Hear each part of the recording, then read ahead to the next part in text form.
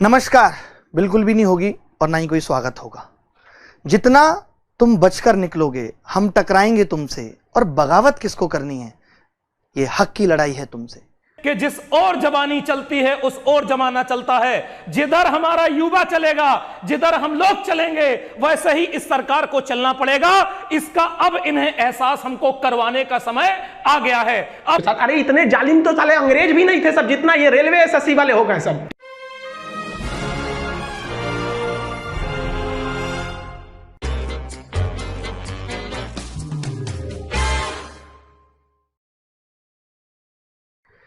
दोस्तों, आज बहुत दिन हो गए थे और बहुत दिल में गुस्सा भरी हुई थी इन सब बातों को लेकर के। मैंने सोचा आज क्यों ना निकाल दी जाए। 5 साल से हम लोग मोदी जी के मन की बात सुन रहे हैं। आज वक्त है कि ये बात मोदी जी के मन तक पहुंचनी चाहिए। आज हमारे मन की बात मोदी जी तक पहुंचती रही है। आज पहली बार मैं ये रिक्वेस्ट कर रहा हूं, गुजारिश कर रहा हूं कि इस वीडियो को इतना शेयर करें कि वो जरूर देखें इस वीडियो को, क्योंकि बहुत सारी बातें करने को। शिकायत क्या है भाई? शिकायत यह है कि मोदी जी आजकल इतने मोदी जी ने इंटरव्यू दिए। पिछले 3-4 साल से मैं लगातार मोदी जी के इंटरव्यू फॉलो कर रहा हूं और देखता हूं कि बहुत अच्छे प्रधानमंत्री हैं, लेकिन मोदी जी ने किसी भी वीडियो में, किसी भी इंटरव्यू में रोजगार की बात नहीं की। रोजगार से वो बचते जा रहे हैं और मोदी जी ये कहते हैं कि हमारा देश युवाओं के हाथ में, आगे आने वाला भविष्य युवाओं के हाथ में होगा। कौन से युवाओं के हाथ में होगा जो आज रोटी के लिए परेशान है?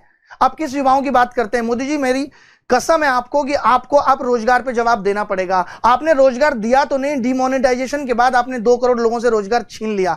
आज लोग दर दर घूम रहे हैं, प्राइवेट नौकरी भी नहीं मिलती, सरकारी नौकरी भी नहीं है। क्या हमें नहीं लगता कि सरकार को ऐसी पॉलिसी बनानी चाहिए कि वो देखे कि अगर 100 लोग ग्रेजुएट हो रहे हैं तो उसमें कितने लोग ऐसे बच गए जिनको रोजगार की जरूरत है? ऐसी शिकायत मोदी जी से है कि मोदी जी इतनी तमाम बड़ी बड़ी बातें करते हैं, सब कुछ हो रहा है, लेकिन वो कभी रोजगार पे बात नहीं करते। बहुत ही दुख की बात है।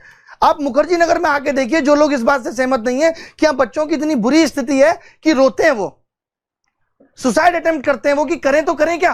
3 साल में हमें एक नौकरी नहीं मिल पा रही, एक ज्वाइनिंग नहीं हो पा रही, भविष्य जाएगा कहां? फिर लोग कह देते हैं कि अरे आप एलिजिबल ही नहीं हो, आप में उतना टैलेंट ही नहीं है। अगर टैलेंट नहीं है तो बच्चा ग्रेजुएट कैसे कर लेता है? आप उसे फेल क्यों नहीं करते? आप 10वीं के बाद ही, मोदी जी ने एक बहुत अच्छी बात की थी, मुझे याद आया कि मोदी जी ने एक बार रोजगार पे बात की थी और उस दिन कहा था मोदी ने कि पकौड़ा बेचने वाली बात कही थी। फिर लोगों ने उसको कहा कि इसका इंटरप्रिटेशन लोगों ने गलत किया है। तो मुझे ये बात समझ नहीं आती कि मोदी जी इतने पढ़े लिखे हैं, क्या वो देश को जानते नहीं है? वो तो खुद कहते हैं मैं बहुत जमीनी स्तर से उठाऊं। वो नहीं समझते कि जनता को कैसी बातें समझ में आएंगी? क्या वो बातें क्लियर नहीं बोल सकते? हर बात का एक्सप्लेनेशन बाद में ही आएगा। मोदी जी जब भी अपने किसी इंटरव्यू में बात करते हैं तो अपनी चाय वाली बेचने वाली बात को से सिंपैथी बटोरते हैं और ये कहते हैं कि मेरे जीवन का दुख था। तो आप चाय बेच रहे थे तो जीवन का दुख था। आपने पीएम बनने का सपना क्यों पाला भाई? बताओ। और आप दूसरों से कह रहे हैं कि आप पकोड़ा बेच के भी बड़ा रोजगार कर सकते हो। आप भी तो चाय बेच के बड़े रोजगार कर सकते थे। आप भी तो पीएम बने ना, आपकी भी तो इच्छाएं बड़ी थी, ऐसे हर आदमी की बड़ी है। मोदी जी, आपसे हाथ जोड़ के विनती है, एक ही विनती है कि आप रोजगार पे कुछ बोलो, कुछ बात करो। इस देश का युवा बहुत परेशान है, बहुत दुखी है। इस दिल का दर्द आप नहीं समझ सकते, कौन समझेगा? आप पीएम हम किससे शिकायत करें, किससे कहें? बताइए। आज देश में कोई आंदोलन हम नहीं कर सकते भाई, इतनी तगड़ी तानाशाही है कि आप कुछ कर ही नहीं सकते, आपको फंसा दिया जाएगा। तो कैसे अपने दिल की बात कहें? कैसे जिए बताइए इस संसार में जहां लोग ग्रेजुएट करके, बच्चों की ये स्थिति है मुखर्जी नगर में कि 2013 का बीटेक करके बच्चा आया, 5 साल से यहीं पढ़ा है। कैसे उसको फ्रस्ट्रेशन नहीं होगी? कैसे उसको दुख नहीं होगा? बताइए।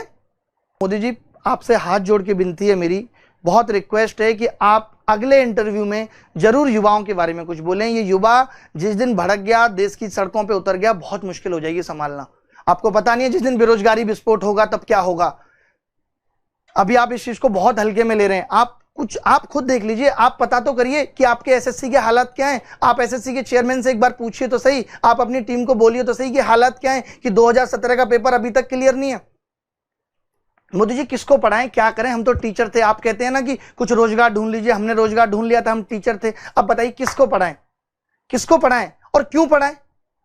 कोई पर्पज ही नहीं पढ़ाने का। जब पेपर ही नहीं हो रहा तो किस बात के लिए पढ़ाएं और क्यों पढ़ाएं? मुझे आप बताइए। कोई मतलब है पढ़ाने का? क्या करें हम?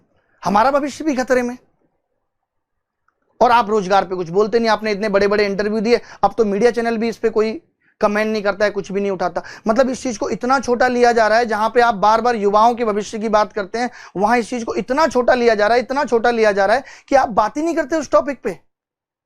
कितने दुर्भाग्य की बात है ये हमारे देश की कि आज हमारे देश में 40% युवा है जो नौकरी के लिए भटक रहा है तलाश। और आपको क्या लगता है कि जरूरत नहीं है? कुछ लोग कहेंगे नौकरी की जरूरत नहीं, उतने टैलेंटेड लोग नहीं है। अरे टैलेंटेड तो बाद में बनाया जाता है। जब आप सीडीएस का भी एग्जाम देते हैं तो उस वक्त आपके पास ऑफिसर लाइक क्वालिटी नहीं होती, वो बाद में जनरेट की जाती है ट्रेनिंग करके। बस ये देखा जाता है कि आप में वो दिमाग है या नहीं, आप में क्वालिटी जनरेट हो सकती है या नहीं हो सकती, लाई जा सकती है या नहीं लाई जा सकती।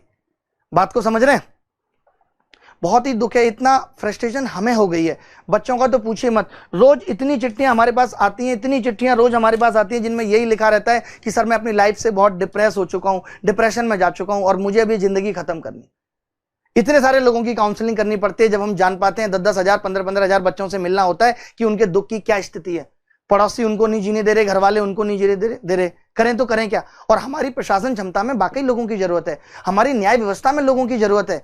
आज मुझे लगता है कि एक ब्लॉक लेवल पे कोर्ट होना चाहिए। हर डिसीजन पेंडिंग में चला जा रहा है, हर डिसीजन पेंडिंग में चला जा रहा है। मोदी जी भगवान का रहम खाइए आपको पता है लोग आपको कितना प्यार करते हैं, लोग अंधभक्त बने हुए हैं आपके लिए, तो आप इस चीज का गलत फायदा मत उठाइए। थोड़ा बहुत तो लोगों के लिए करिए, कम से कम इस देश के युवाओं के लिए करिए। और मुझे लगता है कि आप इस बात को बहुत पॉजिटिव लेंगे और जरूर समझेंगे, ठीक है। और मेरी सब लोगों से रिक्वेस्ट है कि इस वीडियो को जितना ज्यादा से ज्यादा शेयर कर सकते हैं करें, क्योंकि बहुत बुरे हालात बेरोजगारी को लेकर होने वाले हैं।